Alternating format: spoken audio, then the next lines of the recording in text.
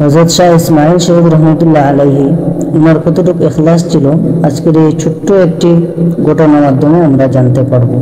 হযরত ইসমাইল শহীদ রহমতুল্লাহ আলাইহি একবার দিল্লি জামে মসজিদে প্রায় 1.5 থেকে 2 ঘন্টা ওয়াজ করেছিলেন।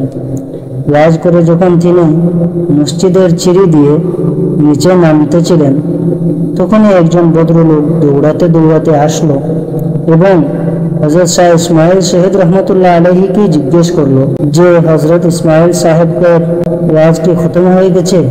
তখন তিনি প্রত্যুত্তরে বললেন, হ্যাঁ ভাই, ওনার তাকরীর তো শেষ হয়ে গেছে।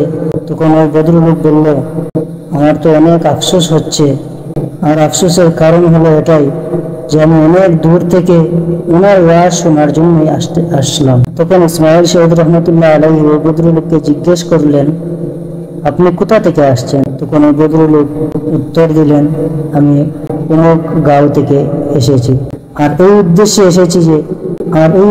এসেছি যাহাতে আমি হযরত ইসমাইল রহমতুল্লাহ আলাইহির ওয়াজ শুনতে পারি।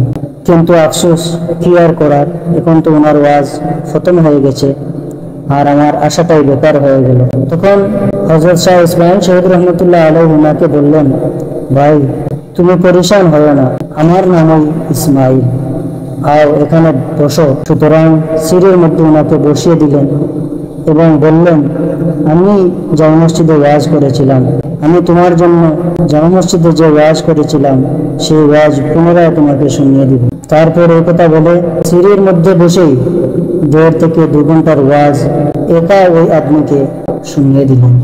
পরে কোনো এক সময় কোনো একজন জিজ্ঞেস করলো, হযরত আপনি তো কামাল করে দিয়েছেন, শুধুমাত্র একজন আদমির জন্য আপনি 1.5 থেকে 2 ঘন্টা যে তাকরীর করেছিলেন সেই তাকরীর আবার দুবারা রিপিট করে দিলেন।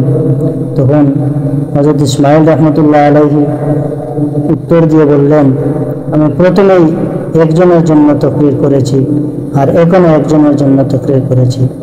এই যে বড় মজমুআ, এটার কোনো হকিকত নেই, আমি একমাত্র আল্লাহ তাআলার জন্য প্রথমে তাকরীর করেছি আর দ্বিতীয়বারও একমাত্র আল্লাহ তাআলার জন্য তাকরীর করেছি। এর সঙ্গে একটি ছোট্ট ঘটনা আল্লাহ তাআলার মহব্বতে এটি শুনে নিন।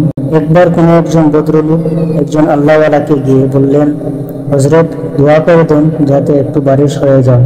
তখন ওই আল্লাহওয়ালা বললেন, আজকাল তো আল্লাহ তাআলা আমার উপর নারাজ হয়ে আছেন, সুতরাং তুমি একটি রুমালকে ভিজিয়ে সেই রুমালটিকে উঠোনের মধ্যে নিয়ে যাও।